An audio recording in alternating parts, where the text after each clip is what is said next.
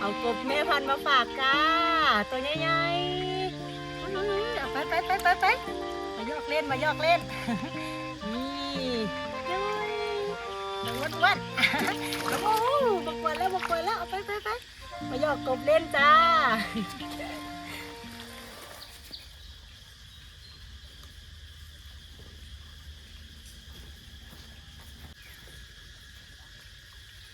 ทักทายสวัสดีเมื่อสักครู่สักคนเด้อพ่อสาวน้อยมือนี้กายอยู่ในบ่อกบบ่อปลาคือเก่าจ้าตอนนั้นมาให้อาหารเด้อจ้ามือนี้มาให้อาหารกบอาหารปลาคือเก่าจ้าเดี๋ยวสาวน้อยสิพาเข้าไปเบิ่งพ่อแม่พันธุ์กบอยู่ในบ่อเด้อจ้าให้อาหารเพิ่นก่อน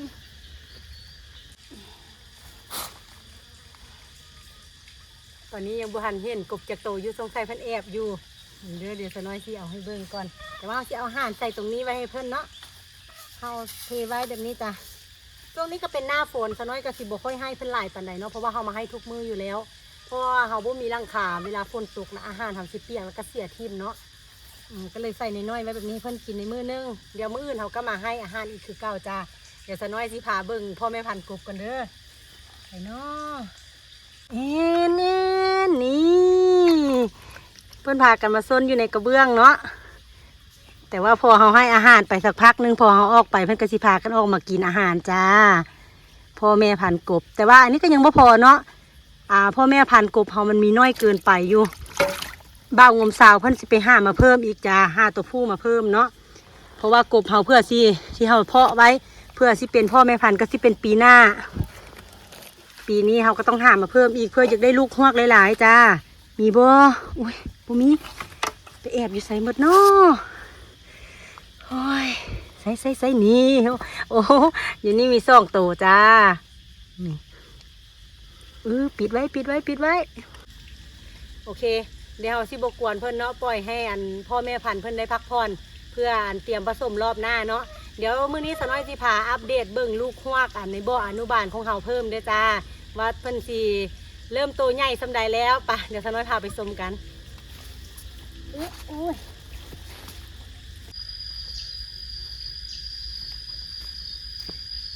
บ่อนี้ก็เป็นบ่ออนุบาลลูกฮวกซึ่งบ่อนี้เป็นบ่อที่เห็นผลชัดเจนที่สุดเลยเดี๋ยวสน้อยพาเบิ่งทางในด้วยจ้า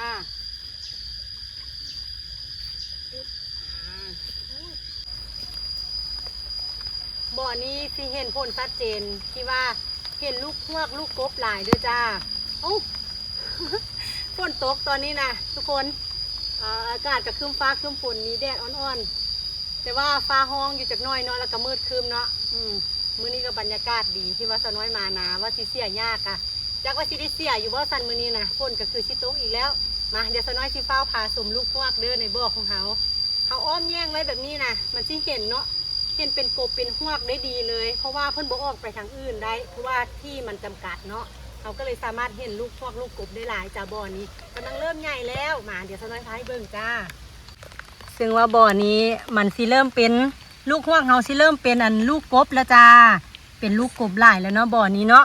แต่ว่าที่เป็นลูกฮวกหลังมีขาหน้าขาหลังก็หลายจ้าซึ่งว่าบ่อนี้บ่าวงมสาวเพิ่นจำกัดพื้นที่ให้ลูกฮวกเขาเนาะอ้อมพาแยงอีกรอบนึงเพิ่นก็เลยบ่สามารถออกไปทางนอกได้เพิ่นก็สิใหญ่เติบโตอยู่ในบ่อนี้จ้าเฮาก็สามารถเห็นได้ชัดบ่อนี้ถือว่าโอเคเลยเฮ็ดแบบเนี้ยเฮาสิเห็นลูกกบลูกฮวกการเจริญเติบโตเพิ่นดีซึ่งว่าแต่ก่อนบ่าวงมสาวเพิ่นสิเฮ็ดแบบนี้เนาะนี่เป็นบ่อเปิดมีบ่อเปิดอยู่ในบ่อใหญ่ของเฮาแบบนี้เวลาเพิ่นเป็นลูกกบมาแล้วเพิ่นก็สิพากันไปแอบไปลี่อยู่ในใบไม้ใบหญ้าเฮาก็บ่สามารถเห็นเพิ่นได้เนาะเป็นบ่อเปิดแบบนี้รอบนี้บ่าวงมสาวเพิ่นเฮ็ดแบบนี้จ้ะจำกัดพื้นที่เพิ่นก็เลยได้ลูกฮวกออกมาหลายๆแบบนี้ปกติเพิ่นสิลอยขึ้นมาถึงหน้าน้ำหลายๆเด้อจ้ะแต่ว่าอันนี้สน้อยให้อาหารเพิ่นไปรอบนึงแล้วรอบเช้าเพิ่นก็เลยต้องใส่อิ่มก็เลยพากันลงไปอยู่ในพื้นน้ำนี่ลูกกบเป็นตัวใหญ่รุ่นนี้ก็มีแล้วก็ยังมีอีกแบบเป็นรุ่นน้อยแบบนี้จ้าแล้วก็นี่แหละนี่เป็นลูกฮวกแบบนี้อยู่นำกันเลย อันนี้เฮาบ่ได้แยกเพิ่นเนาะก็ปล่อยเพิ่นอยู่นำกันถ้าว่าเฮาให้อาหารเพิ่นเพียงพอเพิ่นก็สิบ่ค่อยงับกันปานใดจ้าโอ้ตอนนี้ก็บรรยากาศฝนตกเด้อทุกคนฝนลินปอกแป๊กโอ้ได้บรรยากาศ บรรยากาศอยู่บ้านนาฝนลินเป็นตาออนซอนนอนอยู่เทิงเทียงนา ตาน้อยก็พามาชมมาอัปเดตอันลูกฮวกให้เบิ่งเนาะบ้านมานามื้อนี้ก็ว่าสิมาเสียหญ้าสวนเพราะว่าฮกหลาย แต่ว่ากระฝนเริ่มตกโอ้ยไปเดี๋ยวเขาขึ้นเทียงซะก่อนเนาะเดี๋ยวเพิ่นสิตกแหง พามาชมบ่อกบบ่อปลาไปก่อนฝนตกเดี๋ยวอันถ้าฝนตกแห้งๆซะน้อยสินั่งอยู่ในเทิงเถียงงอยพาเบิ่งบรรยากาศตอนฝนตกอยู่เที่ยงนาน้อยเนาะเย็นสบายเด้อ แต่ย่านแต่เวลาฟ้าห้องนี่แหละจ้ะเวลาฟ้าห้องนี่เป็นตะยานเนาะอยู่ถึงเที่ยงนาเนาะ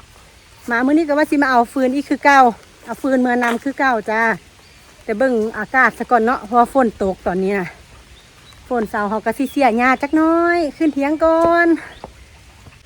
ตอนนี้ก็ฝนตกค่อยๆจ้าฝนตกแดดออกมึงเนี่ยมีแดดได้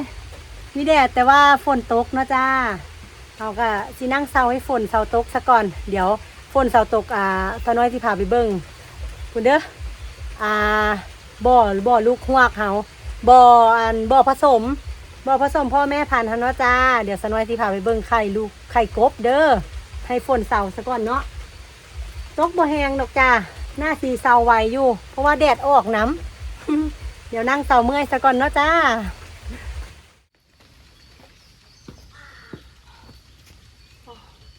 แดดออกแห้งฝนเสาแล้วจ้าทุกคนเดี๋ยวเราสิไปหาเสียหญ้ากันก่อนเนาะมาสิค่ำก่อนคือกาคือออกลายเห็นปะไปวันนี้ก็มาเสียหญ้านำกันอีกคือเก่าเด้อจ้ามาเสียหญ้าซอยกัน แต่ก่อนสิไปเสียหญ้าซะน้อยสิพาทุกคนมาอันเบิ่งอันไข่กบที่ว่าเฮาผสมรอบนี้เด้อจ้าซึ่งว่าการผสมรอบนี้บ่สำเร็จจ้าเห็นบ่ทุกคนที่เป็นเม็ดขาวๆนะคือไข่กบเด้อจ้า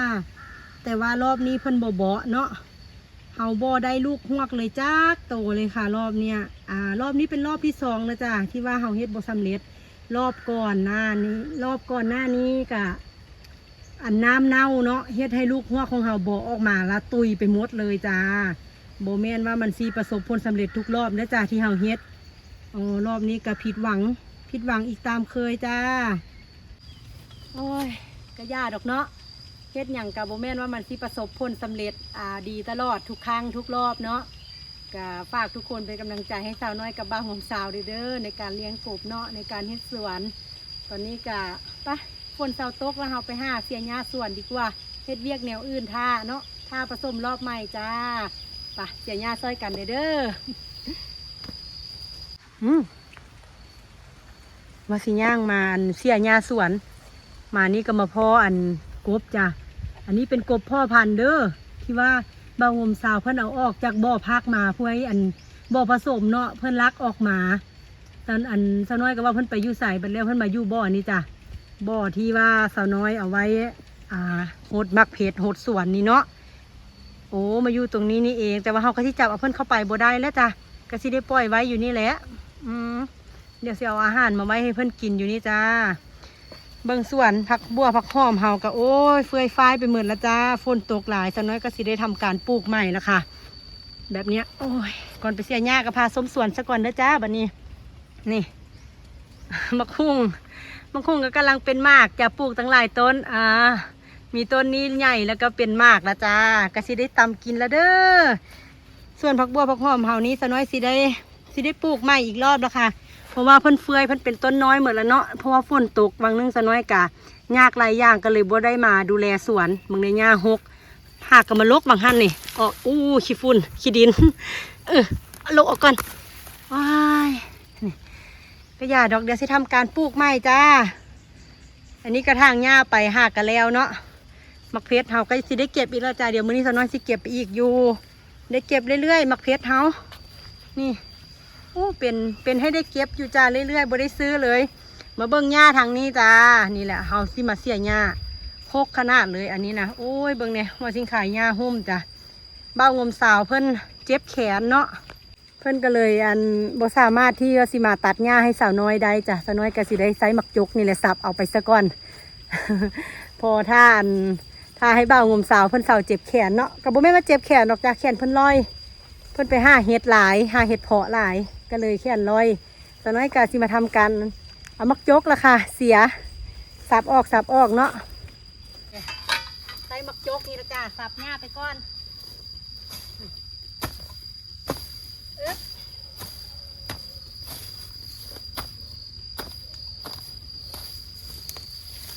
หญ้านี่สน้อยสับแล้วสน้อยบ่ได้เอาทิ่มนะจ้าอันนี้นะเขาที่เอาไปให้ขี้กระเดือนเนาะอันนี้นะขี้กระเดือนเขาที่เขาเลี้ยงไว้ในบ่อเอาไว้ให้เพิ่นกินจ้ะหญ้านะขี้กระเดือนก็มักส่วนอันนี้ซับกองไว้เดี๋ยวไว้ไปใส่หางปลูกพักจากพวกนี้นะหญ้าน้อยๆพวกนี้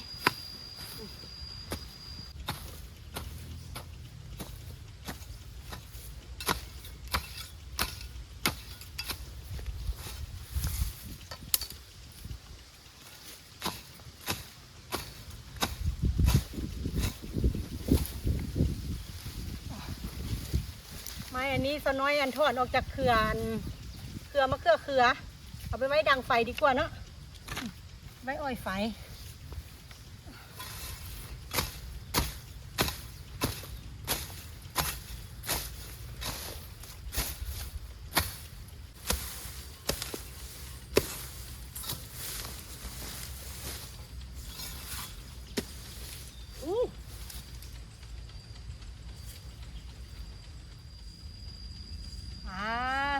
เบิ่งสน้อยที่เอาไปไปป้อยใส่บ่อขี้กระเดือนเฮาเนาะจ้าเอาไปเลี้ยงไว้เนาะเอาไปปล่อยไว้ก่อนเด้อ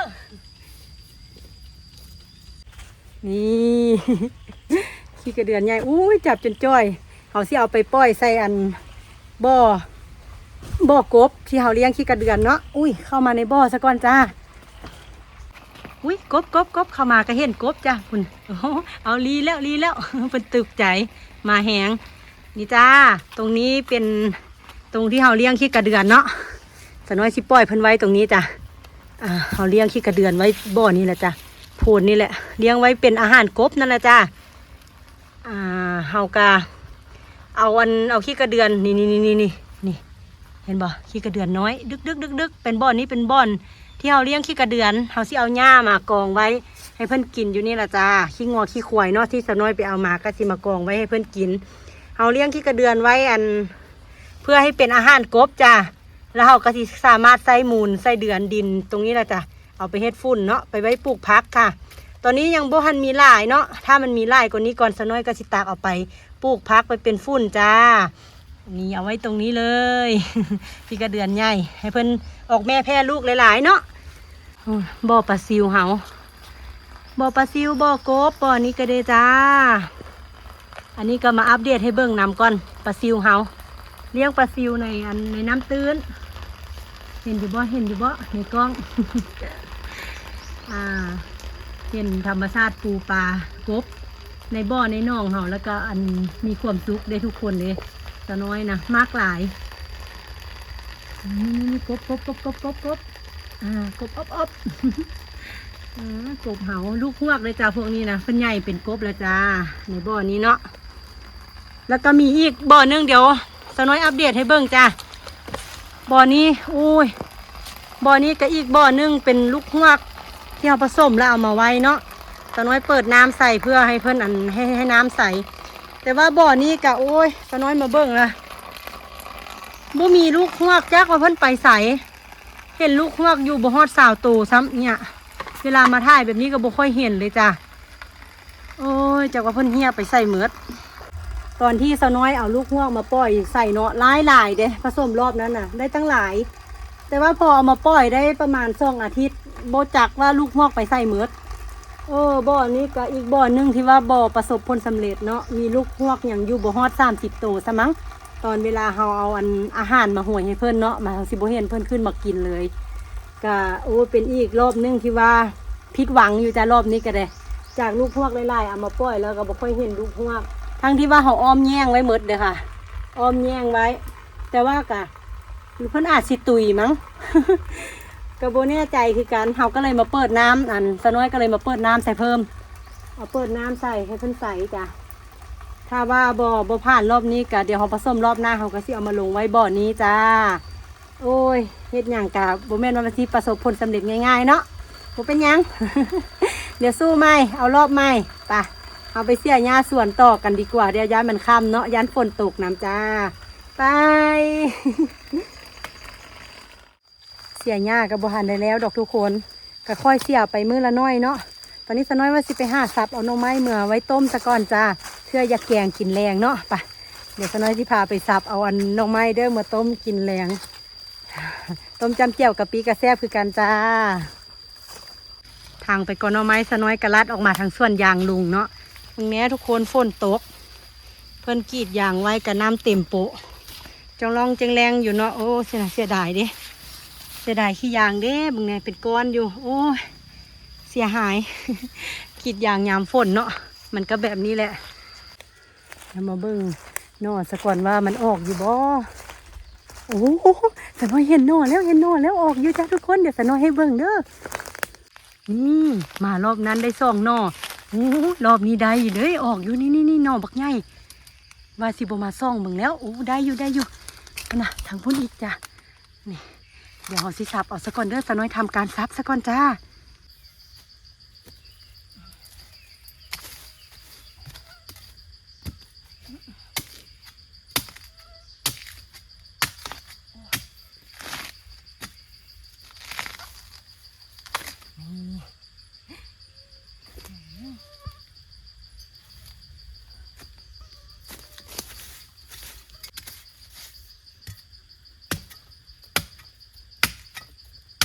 โอ้ยตัดไปเลยเนาะ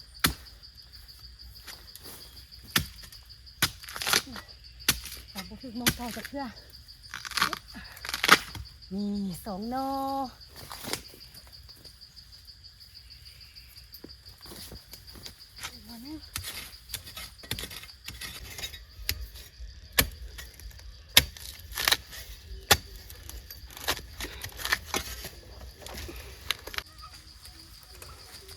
นี่จ้ะทุกคน ได้แล้วไอ้ตะกร้าเขาเอามาต้มจ้ำเจียวแกงกระแซบกันอู้ยตะกร้าคอมแล้วก็เดี๋ยวหาอีกกันเด้อ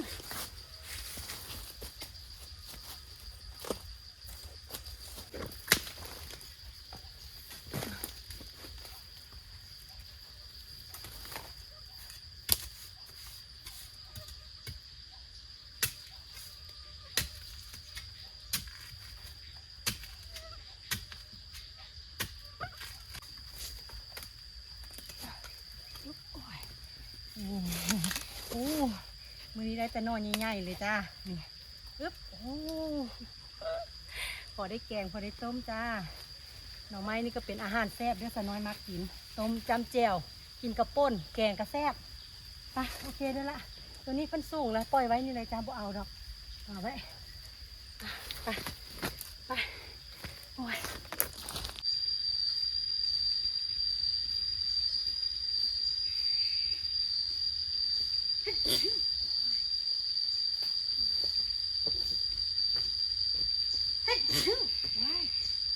จามเยอะอยู่จามโอ้ยจามปิดจามปีโอ้ยตอนนี้ก็ได้หน่อไม้แล้วจ้าวันนี้ก็ค่อยแรงแล้วเนาะสะน้อยสีเอารถไปถ้อยเอาฟืนที่สะน้อยตัดไว้แล้วก็เขาก็จะเดินทางกลับบ้านกันจ้า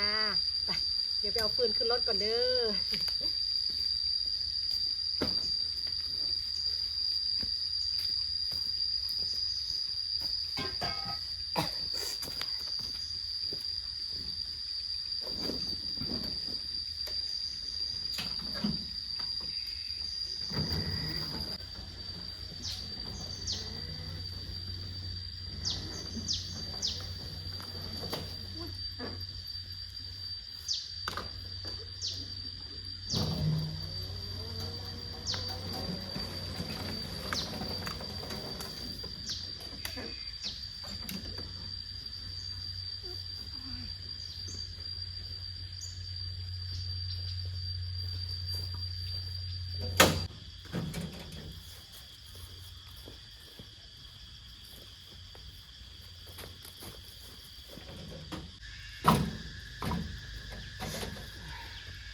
โอ้ยไป